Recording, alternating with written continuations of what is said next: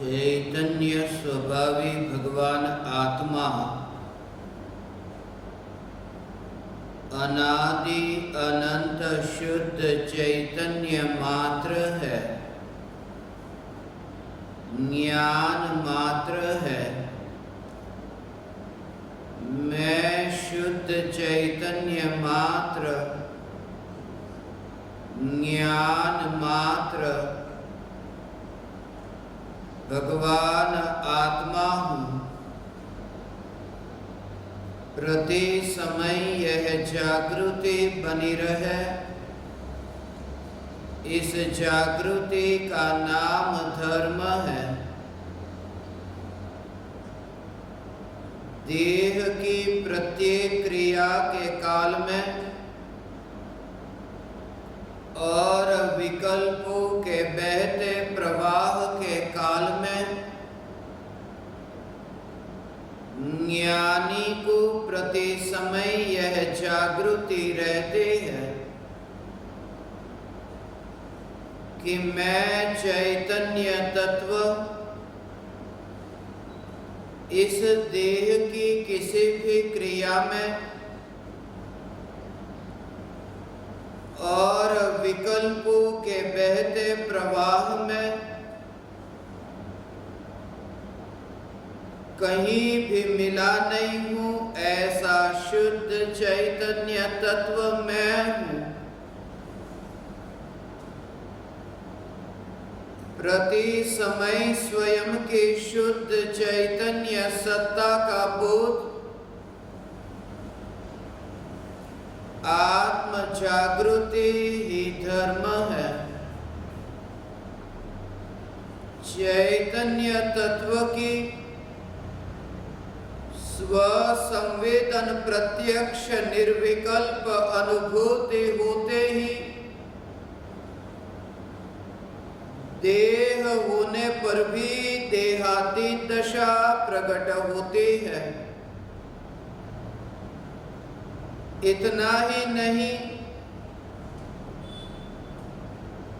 विकल्प होने पर भी विकल्पातीत दशा प्रकट होती है। चैतन्य तत्व की निर्विकल्प अनुभूति होते ही आत्मा में अतीन्द्रिय आनंद का सागर उछलता है। फिर भी ज्ञानी की दृष्टि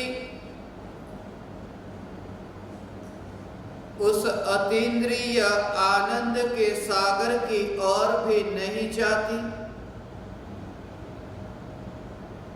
जिस अतीन्द्रिय आनंद के सागर का अभी अभी जन्म हुआ है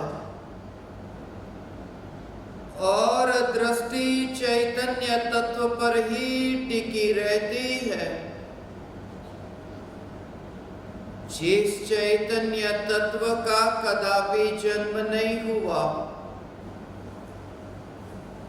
यह चैतन्य तत्व ही मैं हूँ।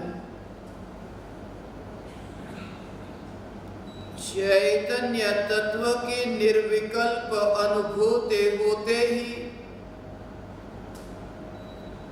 ज्ञान दीपक प्रज्वलित होता है। ज्ञान दीपक प्रज्वलित होते ही ऐसी यथार्थ श्रद्धा होती है कि मैं त्रिकाल प्रज्वलित ज्ञान दीपक हूँ। चैतन्य ज्योति की सत्ता के अतिरिक्त देह रूपी मिट्टी और रागादि विकारी भाव रूपी धुएं में कहीं भी फैला नहीं हूँ। चैतन्य तत्व की निर्विकल्प अनुभूति होते ही ज्ञानी स्वयं को राख की दीवार का पड़ोसी मानता है। और मोक्ष मार्ग का मुसाफिर जानता है।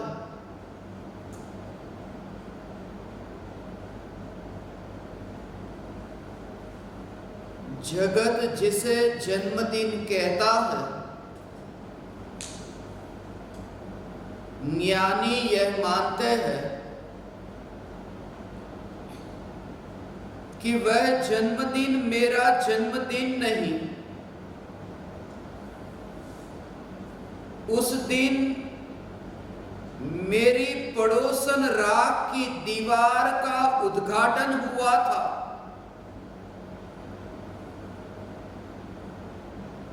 और जिस समय उस राख की दीवार का उद्घाटन हुआ था, उस समय भी मैंने अत्यंत दूर से अपने चैतन्य महल में रहकर उस राख की दीवार के उद्घाटन की क्रिया को अत्यंत दूर से जाना था। सत्य यही है कि मैंने अत्यंत दूर से जाना था, फिर भी मिथ्यात्व के कारण दुख भोगा, क्योंकि इस सत्य की श्रद्धा नहीं थी। अब ये सुअवसर आया सत्य की श्रद्धा का। शरीर के परमाणुओं को राख के परमाणुओं की भांति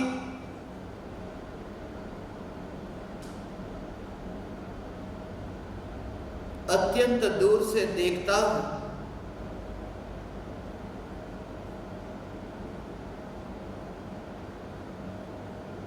जन्म हुआ और मृत्यु हुई,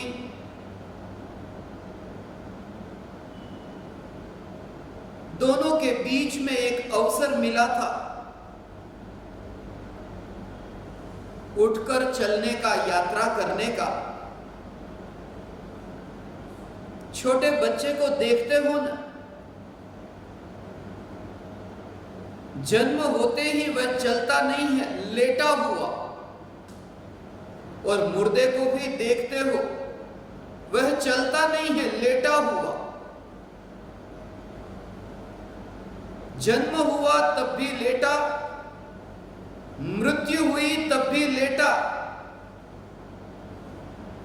मगर जन्म और मृत्यु के बीच में जो जीवन है, उस जीवन में मोक्ष के मार्ग पर चलकर यात्रा करने का सुअवसर था। और यह अवसर अभी तुम्हारे हाथ में है। तत्व विचार के बल पर कि मैं राख की दीवार का पड़ोसी, मैं स्वयं चैतन्य सम्राट। यदि तुम किसी सम्राट से पूछो कि मुझे आपसे मिलने के लिए आना है, मुझे आपका पता मिलेगा? और आप सब जानते हैं, जब पता लिखते हैं तो अपने घर का नंबर, मकान का नंबर, मकान का नाम और सब ये लिखते हैं उसके पास में कि ये मकान किसके पास में है, मेरा जो घर है वो किसके पास में है, नियर दिस नियर दैट।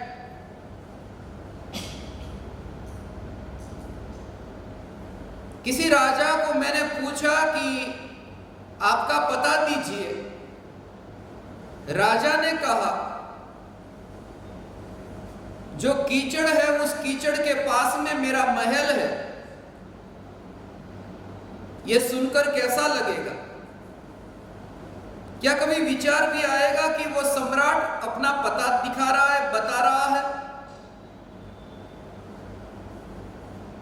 मगर मैं चैतन्य सम्राट, जीव राजा,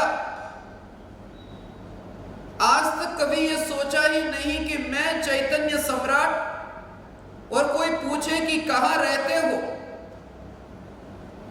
तो पता देते समय ये बताना पड़ता है कि मैं चैतन्य सम्राट, मैं स्वयं चैतन्य महल। वहां तो राजा अलग है और राजा का महल अलग है, यहां चैतन्य स्वयं ही महल है। और चैतन्य महल नियर ऐश वॉल, राख की दीवार के पास में, मलमूत्र के पास में, मांस और हड्डी के पास में, यह चैतन्य महल। और यह मनुष्य जन्म इसके लिए प्राप्त हुआ कि ऐसे सहज भेद विज्ञान के बल से राख की दीवार से छुटकारा हो, मलमूत्र से छुटकारा हो, दीवार से दूर बैठने का यह अवसर मिला।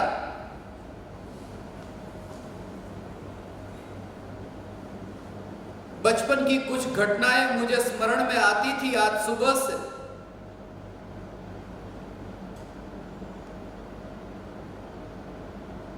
जो मैंने पहले भी कुछ ज्ञान दीपकों को कही होगी। जब हम पढ़ने के लिए जाते थे स्कूल में, तो गुरुजी कहते थे उन बच्चों को जो सबसे पीछे की कतार में बैठते हैं और दीवार से टिक कर के बैठते हैं, गुरुजी कहते थे कि जो बच्चे दीवार से टिक कर के बैठे हैं वे दीवार से टिक कर न बैठे, वरना दीवार गिर जाएगी। वे मजाक करते थे। गांव की दीवार थी, कच्ची दीवार थी, चाहे जितनी कच्ची हो, मगर छोटे से बच्चे के टिककर बैठने से वो दीवार गिरने वाली नहीं थी। यदि तुम दीवार से टिककर बैठोगे और दीवार गिरेगी तो तुम भी गिरोगे, तुम भी ठोकर खाओगे, तुम भी घायल होोगे। वो स्कूल की जो दीवार थी वो तो दृष्टांत था, मगर यहां सत्य सिद्धांत है कि ये जो राख की दीवार है, ये राख की दीवार नियम से गिरने वाली है। और जो व्यक्ति राख की दीवार से ऐसा चिपक कर बैठा है, वो दीवार के गिरने पर वह खुद भी गिरेगा, अर्थात मिथ्यात्व के भाव के साथ वो अनंत दुख भोगकर यहां से विदा होगा। पहले से ही जो व्यक्ति राख की दीवार से दूर बैठ गया, और दूर बैठने का भाव क्या? दूर बैठने का भाव यही कि मैं राख की दीवार में नहीं हूं, मेरा फैलना वहां तक ही है जहां चैतन्य का फैलना, यही मेरी पहचान है। चैतन्य तत्व की निर्विकल्प अनुभूति होते ही यह पहचान बदल गई। अब शरीर के बारे में यदि प्रशंसा होती है, निंदा होती है, तो पड़ोसन की प्रशंसा और पड़ोसन की निंदा, और मैं अत्यंत दूर से जानता हूं ये पड़ोसन के बारे में कहा जा रहा है।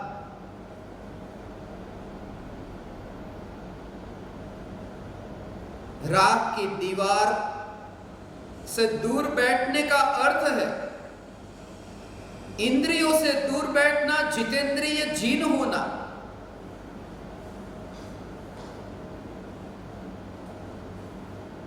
आज सुबह ही एक अश्विन भाई का फोन आया था और उनको भी मैंने यही कहा।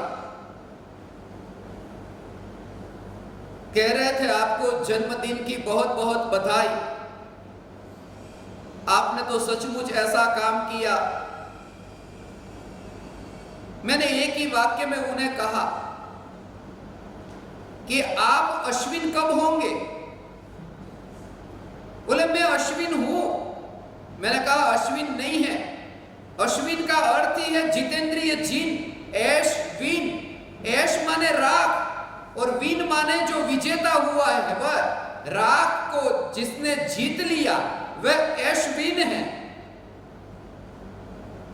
और प्रत्येक व्यक्ति ऐशविन हो सकता है। आज यह पावन दिन राग की दीवार का पड़ोसी, जिसका उद्घाटन दिन है, और जैसा कि आपने अभी देखा बापूजी के कर कमलों से इस शास्त्र का उद्घाटन हुआ। आप तक ये शास्त्र पहुंचा।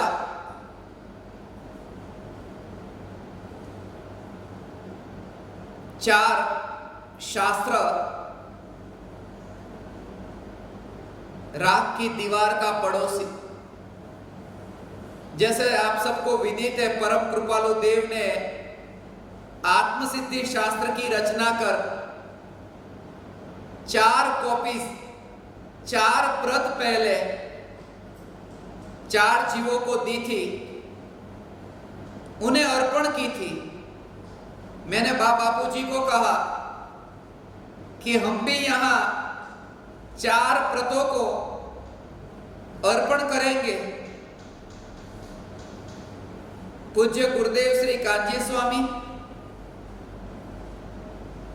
सिमंदर भगवान, परम कृपालु देव श्रीमद राजचंद्र जी और महावीर भगवान, जिनकी तस्वीर आप यहां आध्यात्मिक साधना केंद्र के प्रवचन हॉल में देखते हैं,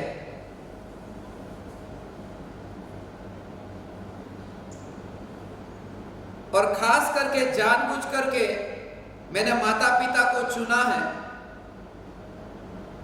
जिन्होंने इस राग की दीवार का उद्घाटन किया था।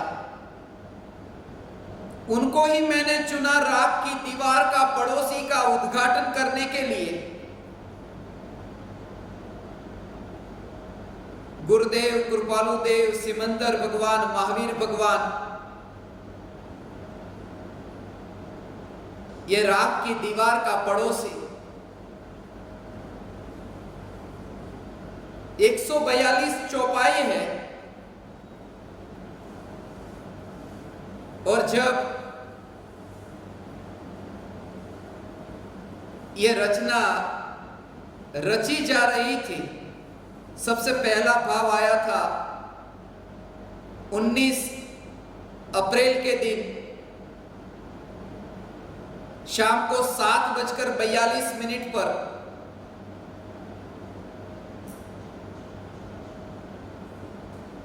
कुछ ही लम्हों में, चंद लम्हों में अचानक ऐसा ज्ञान का प्रवाह तरंग बनकर के आया। ऐसी जैसे सागर में तरंग उछलती है, ऐसे ही यह क्षयोक्षम ज्ञान की तरंग उछली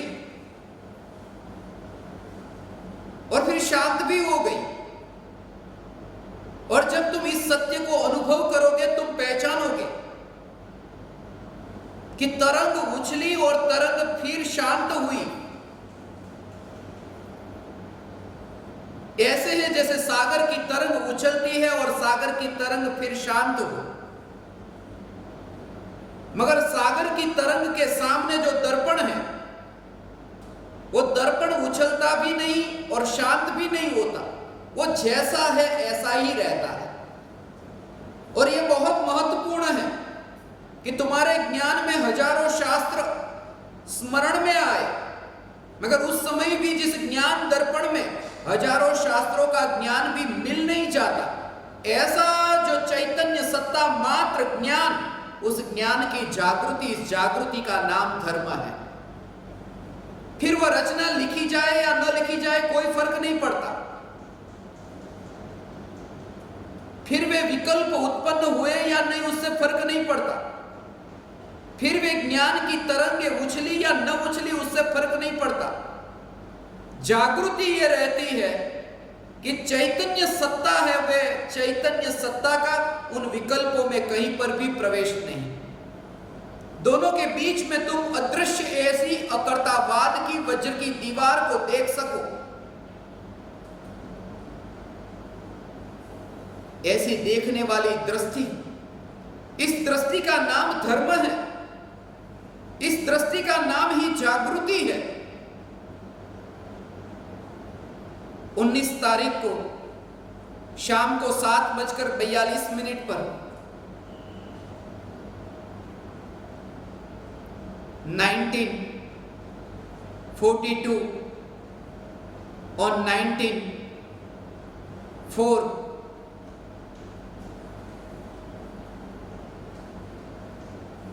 तब तो मेरे पास में लिखने को कुछ भी नहीं था, मगर मैंने सबसे पहले इस तरंग के बारे में आध्यात्मिक साधना केंद्र के प्राण मोटा भाई को ये बात बताई कि ऐसे ज्ञान के तरंग कुछ ही क्षणों में 142 चौपाई जो अभी आपके पास पहुंची, 142 चौपाइयों में यह लिपिबद्ध होगी।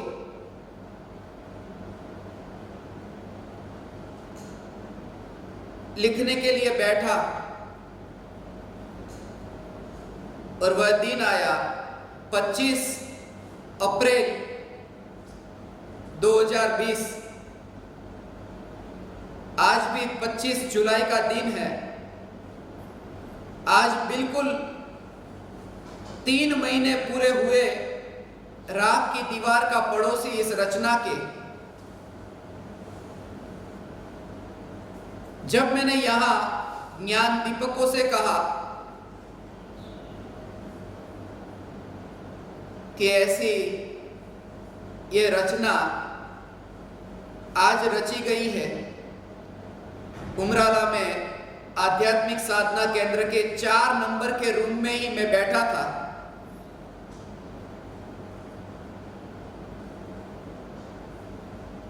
उस समय की जो भी विकल्प की तरंगें उठी थी, वो आप इस शास्त्र को पढ़ेंगे तो आपको स्वयं को एहसास होगा।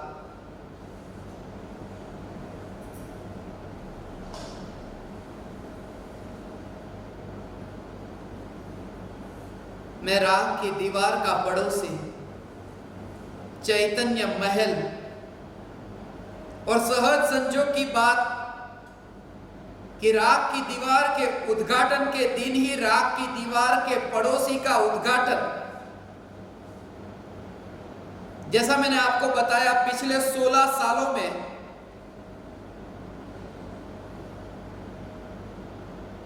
ये दूसरा प्रसंग है कि मैं भारत देश में हूं। 25 जुलाई के दिन 2004 से लेकर आज तक मैं 25 जुलाई के दिन भारत में नहीं रहा। सिर्फ 2009 की साल को छोड़कर क्षणिक का बोध और नित्य के अनुभव की वह जो साल थी, उस समय भी मैं माता पिता के साथ था। 25/7 का दिन, आज सुबह भी मुझे यही विचार आ रहा था। राग की दीवार का पड़ोसी,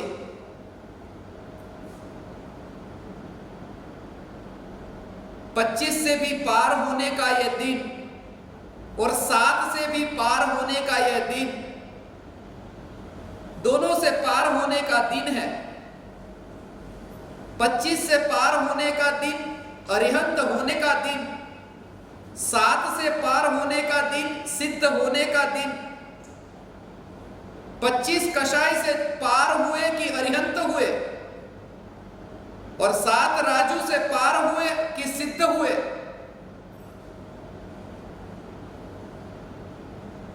माता पिता राग की दीवार के कारीगर, मगर ये जो शरीर है, ये शरीर के लिए माता पिता का ऋण जैसा मैंने कहा कि माता और पिता ये दोनों ही इतने ही पराए जितने दुनिया में अनजान, जैसे सुमेरु पर्वत के परमाणु।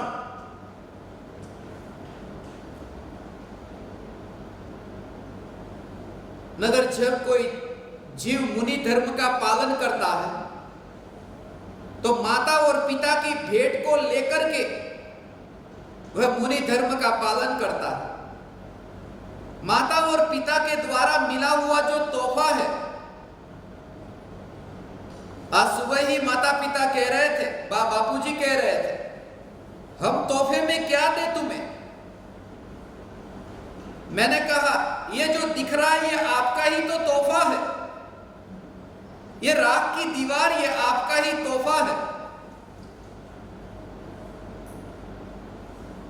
और ये तोहफा तो मुनि होते हैं तब भी साथ में रहता है, और ये तोहफा तो ऐसा है अरिहंत होते हैं तब भी साथ में रहता है। ये माता पिता का तोहफा, परमात्मा दशा प्रकट हो तब भी माता पिता का तोहफा रहता है।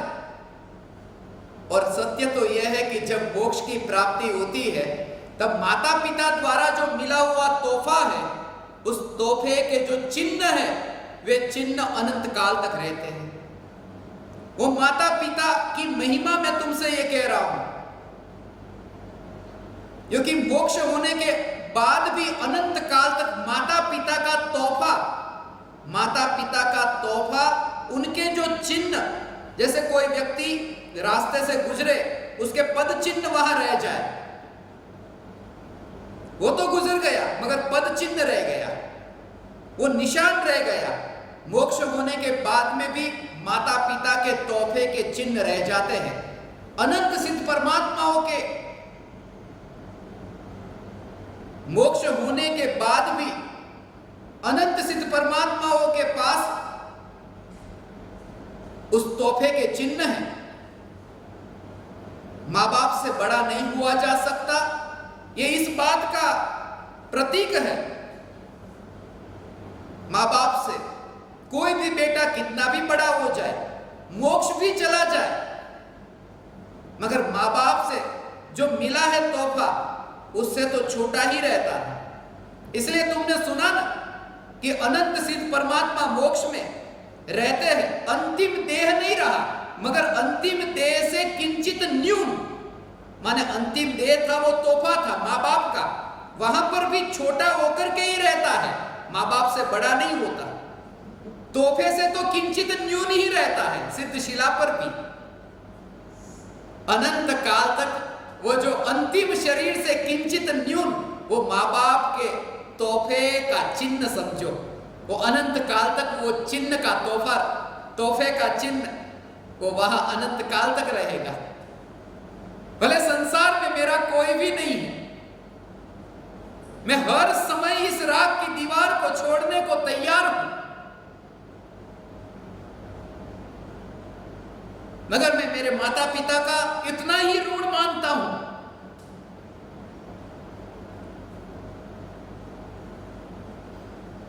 प्रति समय ये जागृति बनी रहे।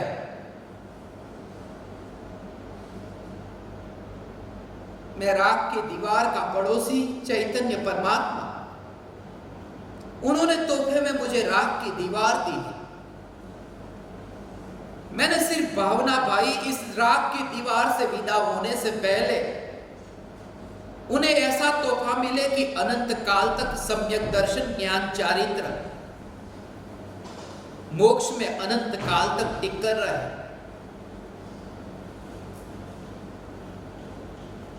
अनंत काल तक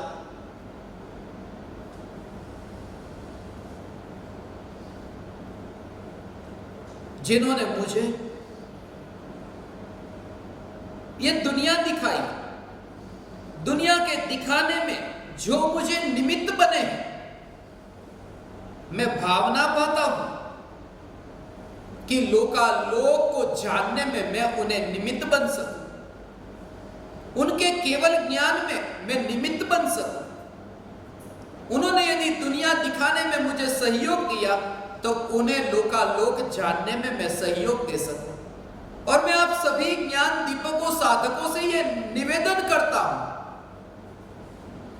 भेद विज्ञान करना, राख की दीवार का पड़ोसी मानना, राख की दीवार के कारीगर माता पिता,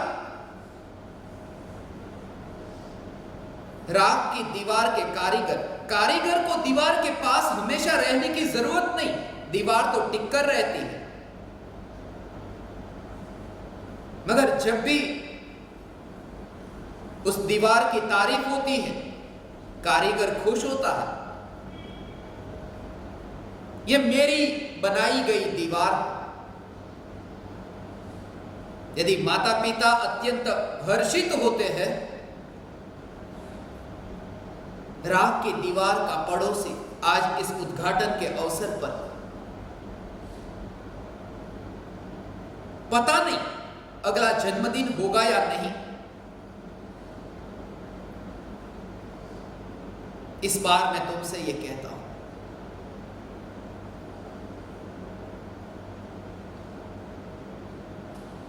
मगर ये जो तुम्हें अवसर मिला है, उस अवसर का सदुपयोग करना। और तुम मुझे समझना, तुम मुझे तभी समझ सकोगे जब तुम मेरे पास आओगे। मैं जहां हूं वहां तुम आओगे, वरना तुम मुझे समझ न सकोगे। अमेरिका की एक घटना मुझे स्मरण में आई। जैसे कि अमेरिका में परिवारजनों से ज्यादा कुत्ते और बिल्ली के साथ रहने वाले लोगों को मैंने ज्यादा देखा, प्रेम से रहने वाले लोगों को ज्यादा देखा।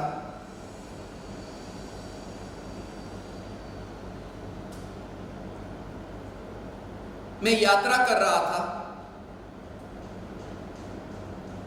कैलिफोर्निया में था, एक शहर से गुजर रहा था। मेरी आंखों के सामने मैंने घटना देखी।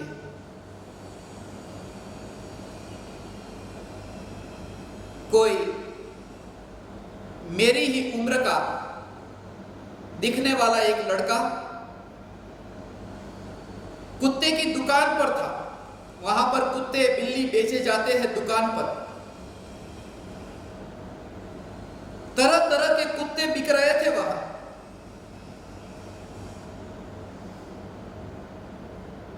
मैं तो कौतूहलवश वहां खड़ा था। मेरे साथ जो साधक थे उन्होंने कहा, देखो यहां कुत्ते बिकते हैं, ऐसे कुत्ते बिकते हैं। तभी वो लड़का आया और उस लड़के ने दुकानदार से पूछा, ये कुत्ता कितने का? उसने कहा,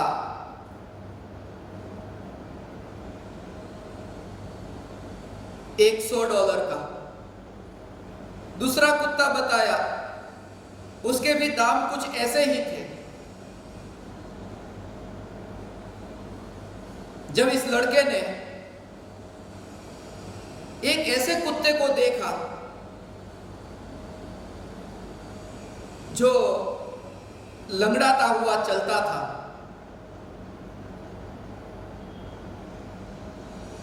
उस लड़के ने दुकानदार से कहा, मेरे पास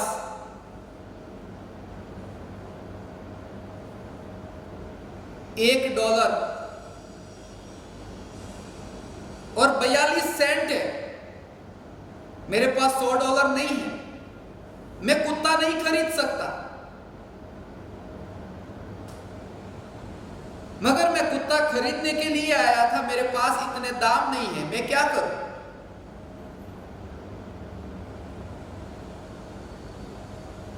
दुकानदार ने कहा, तुम जिस कुत्ते के बारे में पूछते हो उस कुत्ते को तुम ऐसे ही ले जाओ, जो कि वैसे भी वो यहां कुछ काम का नहीं है, हड्डियां टूट गई है उसकी।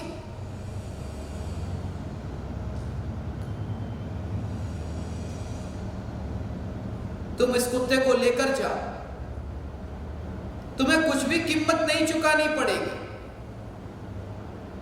मगर उस लड़के ने कहा, मैं मुफ्त में नहीं ले जाऊंगा, मैं इस कुत्ते के उतने ही दाम दूंगा, आज मेरे पास नहीं है, जितना है वो मैं तुम्हें दे देता हूं, मगर मैं $100 पूरे तुम्हें चुका जाऊंगा, आज मैं ये कुत्ता लेकर जाता हूं।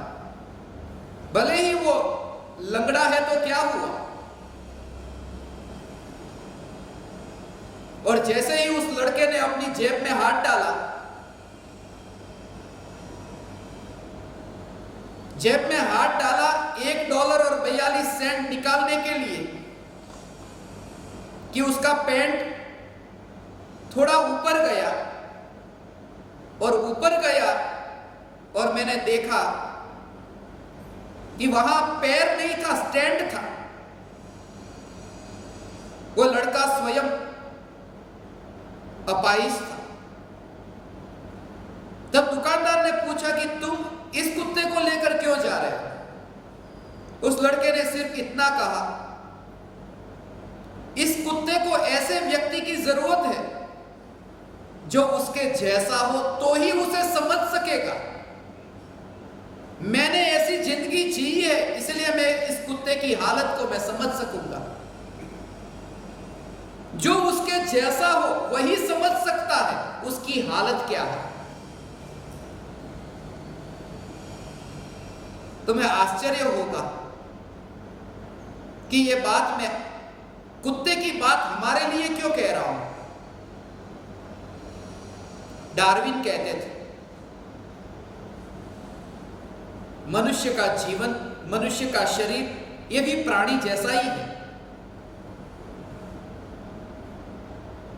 जानवर है, वे 4 पैरों से चलते हैं, हम भी 4 पैरों से ही चलते हैं।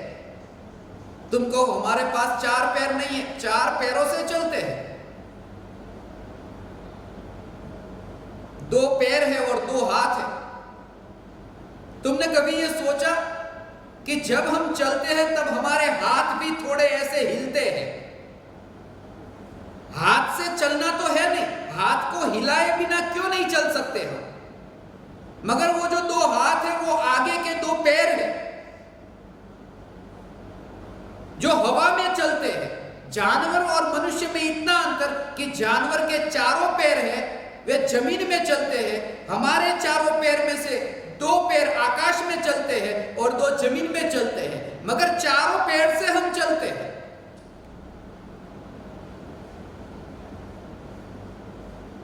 वो बात मुझे इसलिए स्मरण में आई कि मेरे अंतर के भावों को समझने के लिए तुम्हें मेरे पास आना होगा। आज रात की दीवार का पड़ोसी का यह उद्घाटन हुआ।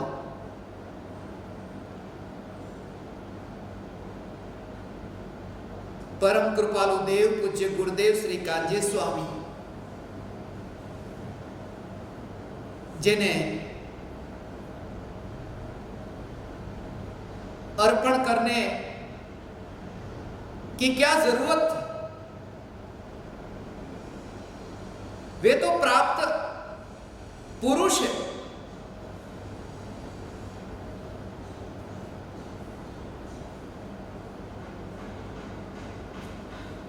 सिर्फ ये भाव व्यक्त हुए बिना नहीं रहा कि ये जो रचना है आपको दे नहीं रहा हूं, मैं आपको ये कह रहा हूं कि ये आपकी ही दी हुई है। सिर्फ मेरे भावों को व्यक्त करता हूं, ये आपकी ही दी हुई देन है। रात की दीवार का पड़ोसी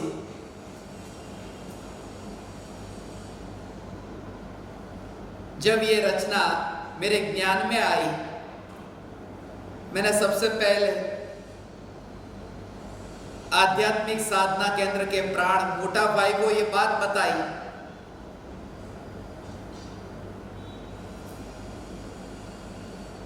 जिन्होंने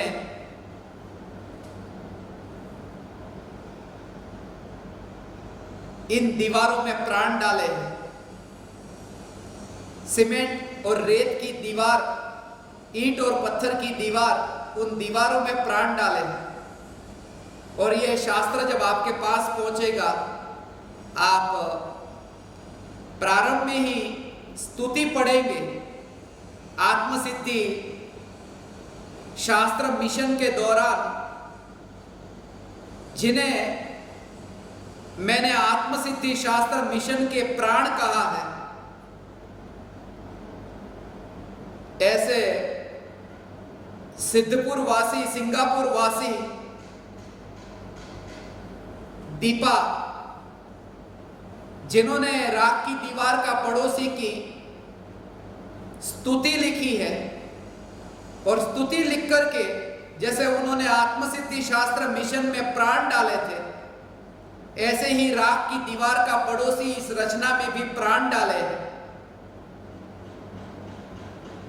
आत्मसिद्धि शास्त्र की 142 गाथा और राख की दीवार का पड़ोसी की 142 चौपाइयां।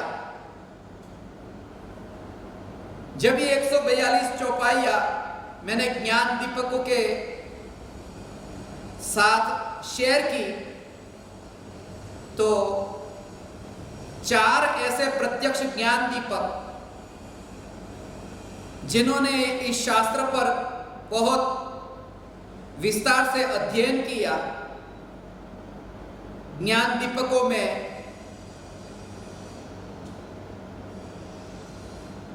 प्रथम 4 ज्ञान दीपक आत्मार्थी, अनेकांतवादी, स्वरूप साथी और समर्पित। इनके बाद में मैंने प्रत्यक्ष ज्ञान दीपकों में सबसे पहला जिन्हें चुना हो, ऐसा स्वस्तिमुखी, भले ही वो अमेरिका में है, मगर सदा काल वह आध्यात्मिक साधना केंद्र में है। उन्होंने इस शास्त्र का गहराई से अध्ययन किया। यहां जो प्रत्यक्ष ज्ञान दीपक के रूप में आत्म साधना करते हैं, ऐसे अध्यात्मवेत्ता, श्रुत सागर और गुणग्राही, ये कुल 4 ज्ञान दीपकों ने राख की दीवार का पड़ोसी की प्रस्तावना लिखी। प्रत्यक्ष ज्ञान दीपक में मेहुल चांदपुरा, परोक्ष ज्ञान दीपक में निधि जैन दिल्ली, दिनेश जैन रामगंज मंडी, इन सभी ज्ञान दीपकों ने गहराई से अध्ययन कर इस शास्त्र का प्रूफ रीडिंग किया, और अंततः यह शास्त्र अभी छपा है। प्रत्यक्ष ज्ञान दीपक रविशंकर जी, जिनकी ये भावना थी कि ऐसी रचना मैं छापूं, जिनका खुद का लुधियाना में प्रेस है, उन्होंने, उनके बेटे ने, उनकी सारी टीम ने मिलकर इस शास्त्र को छापने में अपना सहयोग दिया है। दिन रात काम करके उन्होंने इतना योगदान दिया है। मैं उन्हें भी अपने हृदय के अंतःकरण से प्रणाम करता हूँ, उनका भी उपकार मानता हूँ कि उन्होंने इस शास्त्र को जन जन तक पहुँचाने के लिए हमें सहयोग दिया है। यह शास्त्र, इसकी कितनी भी कॉपी आपको चाहिए, किसी का जन्मदिन हो, किसी की मृत्यु हुई हो, या किसी भी प्रसंग पर आप ये शास्त्र प्रभावना के रूप में देना चाहते हैं, तो आप निसंकोच हमें संपर्क करना, और किसी भी प्रकार के मूल्य के बिना कितनी भी कॉपी आपको चाहिए हम आपको भेजेंगे। जितनी भी कॉपीज आप दुनिया में फैलाना चाहते हैं, लोगों को स्वाध्याय के लिए ये शास्त्र पहुंचाना चाहते हैं, क्योंकि जैसा मैंने आपको कहा,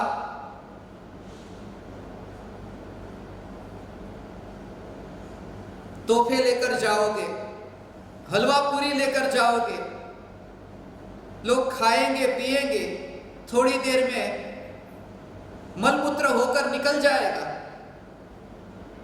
मगर ये राख की दीवार का पड़ोसी, ये रचना, मृत्यु के काल पर जब लोग रोते हैं, उस समय यदि उन्हें यह भेद विज्ञान के लिए उपयोगी हो सके। इस शास्त्र को अभी गुजराती भाषा में और अंग्रेजी भाषा में भी अनुवाद किया जा रहा है और दुनिया की विभिन्न भाषाओं में भी यह शास्त्र पहुंचेगा। इसमें चौपाई के साथ में जो टीका लिखी है, खास करके प्रत्यक्ष ज्ञान दीपक गुणग्राही के साथ मेरी चर्चा हो रही थी। उन्होंने कहा कि चौपाई तो लिखी है, मगर उसके साथ में यदि उसके अर्थ भी लिखे जाए तो लोगों को उसका भाव समझ में आएगा कि किस अपेक्षा से यह कथन किया है। तो इसलिए चौपाई के बाद में वो टीका भी लिखी गई है। और जैसा कि प्रत्यक्ष ज्ञान दीपकों ने यह भावना पाई कि एक चौपाई पर 1 घंटा 12 मिनट का सत्संग हो, कि जैसे 142 ज्ञान दीपक बोधामृत पर सत्संग हुआ। ये भावना है, देखते हैं भावना फलित होती है, क्या होता है। मगर इस शास्त्र में जो 142 चौपाई है, जब मैंने ज्ञान दीपकों के साथ शेयर की, मेरे छोटे भाई निकुल भाई, उनकी धर्मपत्नी हर्षा, जिन्होंने पहली चौपाई गाई, जो अभी आपको YouTube पर प्राप्त होगी, वे कोई गायक कलाकार नहीं है। उनकी आवाज आप सुनेंगे, टुकड़े टुकड़े में गाई है। मगर जब मैंने वो पहली गाथा को रिकॉर्डिंग करके बच्चे लेकर आए और मैंने सुना, मैंने कहा इनके कंठ से 142 गाथा गाई जाए। स्वर ठीक नहीं है, मगर जो हृदय के भाव है, उन भावों की दृष्टि से देखेंगे तो उनकी गाई गई ये 142 चौपाइयाँ, वो भी आपको आत्म साधना में उपयोगी बनेगी।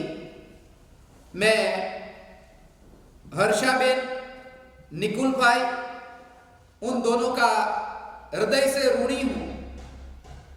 वे दोनों आज यहां प्रत्यक्ष नहीं हैं, मगर उन दोनों के जो तोहफे हैं, उन तोहफे ने ही ये उनकी गाई रचना का उद्घाटन किया। शुद्धात्मा और मुद्रा मौनी, इन दोनों ने ही इस रचना का उद्घाटन किया। आज ये राख की दीवार का पड़ोसी का ये एक विशिष्ट अवसर था। इसके लिए आज मुझे कुछ कहने के भाव आए इन सभी के लिए। आप सभी इस शास्त्र का स्वाध्याय कीजिए, पाठ कीजिए और प्रति समय चैतन्य तत्व की जागृति रहे। माता पिता के बारे में आपने वो एक भजन सुना होगा, गीत सुना होगा, भोलो भले बीजू बधु माँ बाप ने भूलशो नहीं, अगणित छे उपकार एना एह विसरशो नहीं।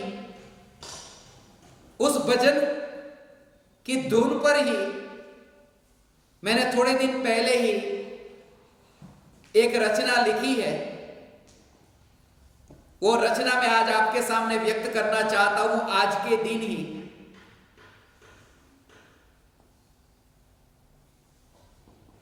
भूलो भले बीजू बधु चैतन्य ने भूलशो नहीं, अगणित छे गुण धर्म एना एह विसरशो नहीं। भूलो भले बीजू बधु चैतन्य ने भूलशो नहीं, अगणित छे गुण धर्म एना एह विसरशो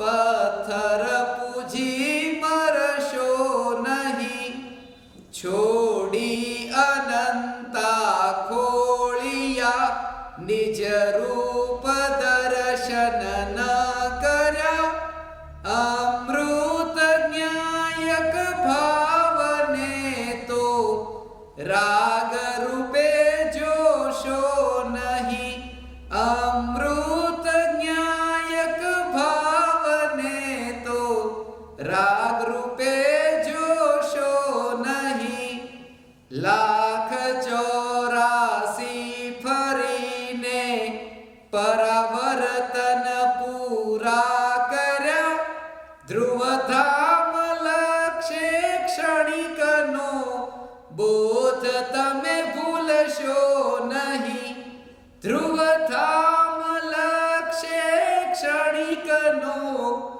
बोध तमे भूलशो नहीं, भावो शुभाशुभ हो भले पण ज्ञान दीपक ना ठर्या, ए धर्म नहीं पण कर्म छे, ए मानवू भूलशो नहीं, ए धर्म नहीं पण कर्म छे, ए मानवू भूलशो नहीं, पर्यायमां निजने लहो, तमे मोह पोषण नहीं करो, जो हूँ करूँ तो हूँ मरूँ, ए सत्य ने भूलशो नहीं, जो हूँ करूँ तो हूँ मरूँ, ए सत्य ने भूलशो नहीं, जाग्या सुई पोते अने चंदे जगाड्या आपने, नित जागता निजात्मने भूलीने भटकशो नहीं, नित जागता निजात्मने भूलीने भटकशो नहीं, लोही वहाव्या बोलीने आत्मा तमारा कानमा, चैतन्य भूलीने गुरु माया, मोह कदी करशो नहीं, चैतन्य भूलीने गुरु माया, मोह कदी करशो नहीं, सुकर्म फळथी મળશે ગુરુ, શુદ્ધાત્મા મળશે નહીં, એનું જ નિત ચિંતન કરી ચૈતન્યને ભૂલશો નહીં, સુકર્મથી મળશે ગુરુ, શુદ્ધાત્મા મળશે નહીં, સુકર્મ ફળથી મળશે ગુરુ, શુદ્ધાત્મા મળશે નહીં, એનું જ નિત ચિંતન કરી ચૈતન્યને ભૂલશો નહીં, ભૂલો ભલે બીજું બધું,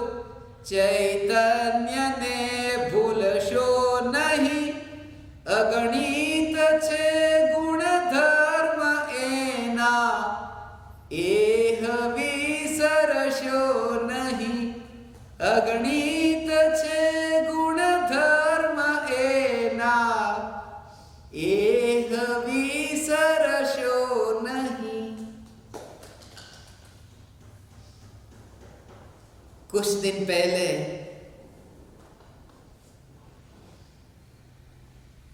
माता पिता की याद आ रही थी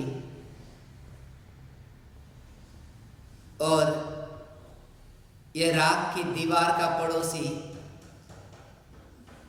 मैं चैतन्य महल, ऐसे विकल्प के कांटे इस चैतन्य महल के आंगन में उगे कि यह रचना हुई। माता पिता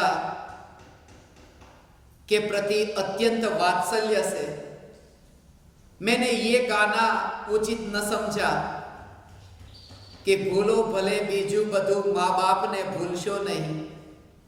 मैंने आज इस राग की दीवार के उद्घाटन के दिन माता पिता को यदि कुछ देना चाहा तो ये रचना अर्पण करना चाहा कि आप अपने माता पिता को मत भूलना, ऐसा नहीं। हे माता पिता, हे बापूजी, भूलो भले बीजू बधु चैतन्य ने भूलशो नहीं। अगणित छे गुण धर्म एना एह विसरशो नहीं, एह विसरशो नहीं। आज ज्यादा मैं कुछ नहीं कह सका। राग की दीवार का पड़ोसी इस रचना के रहस्य के बारे में फिर भी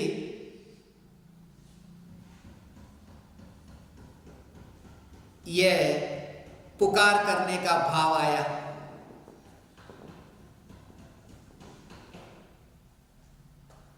कैसी भी परिस्थिति जीवन में हो, कभी मैं विवेचन करने का अवसर मिला तो भावना भाता हूं, भूलो भले बीजू बधु ये हिंदी भाषा में भी आप तक पहुंचे और उसका अर्थ सहित आपके पास पहुंचे। इसमें कैसे रहस्य छिपे हैं। योग मिलता है परम कृपालु देव का, पूज्य गुरुदेव श्री कांजी स्वामी का। ये कोई पुण्य का उदय है, मगर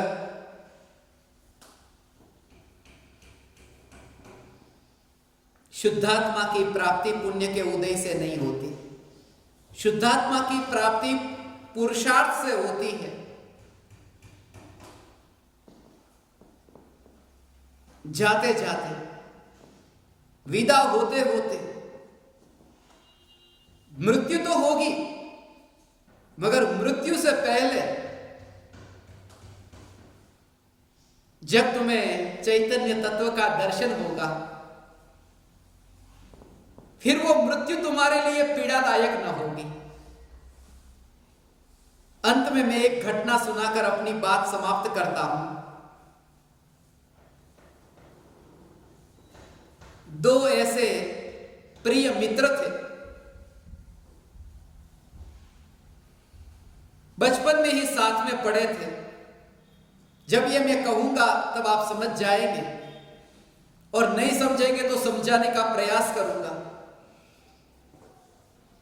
दोनों मित्र साथ में पढ़ते थे, स्कूल में साथ में पढ़े, कॉलेज में गए तो साथ में ही गए।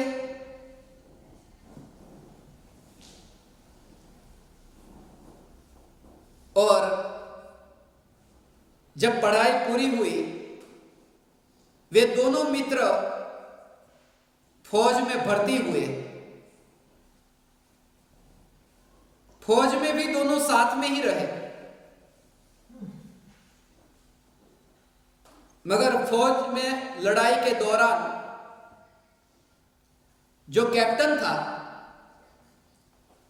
उस कैप्टन ने दोनों मित्रों को अलग कर दिया।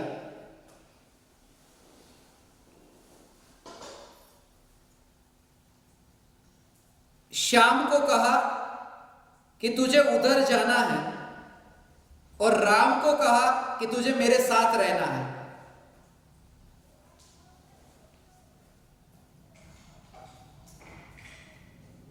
लड़ाई के दौरान राम को जोर जोर से आवाज सुनाई दी। वो आवाज श्याम की थी। श्याम पुकारता था, राम बचाओ बचाओ। राम ने श्याम के पास जाने के लिए अपने कैप्टन से अनुमति मांगी। कि क्या मैं जा सकता हूं श्याम को बचाने के लिए? कैप्टन ने कहा बिल्कुल नहीं, क्योंकि वहां खतरा है। श्याम तो मरेगा, मगर तू भी मरेगा, मत जा। थोड़ी देर तो राम चुप रहा, फिर जोर से आवाज आई, राम राम राम।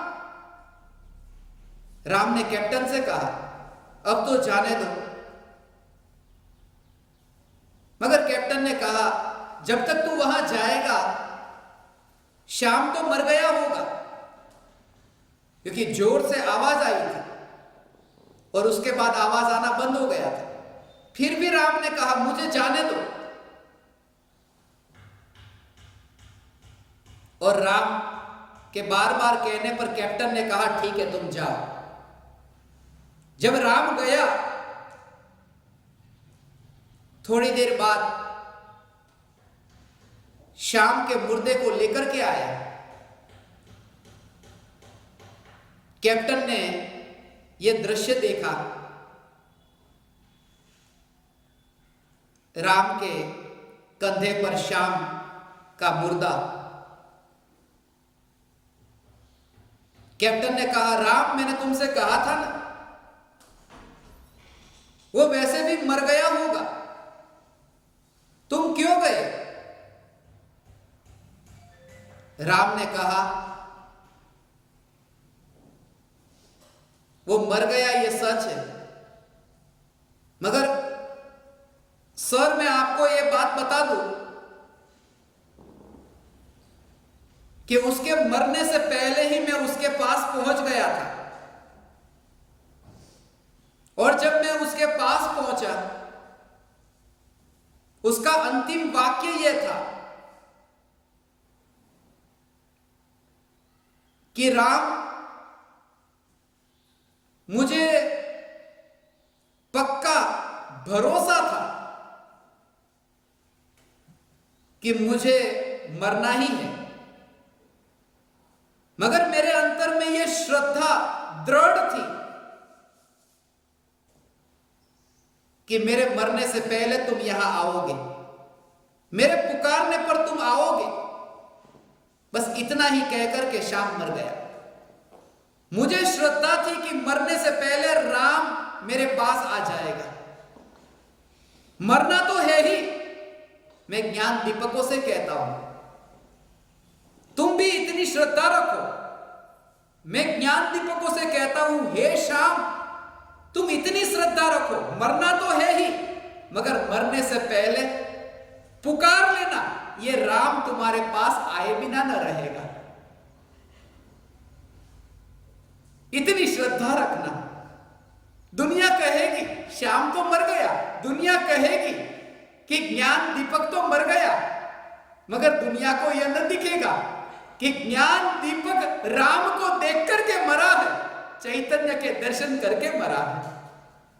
आज इस जन्मदिन के दिन, राग की दीवार के उद्घाटन के दिन, मैं भावना पाता हूं ये श्रद्धा जगे। हे ज्ञान दीपक, हे चैतन्य परमात्मा,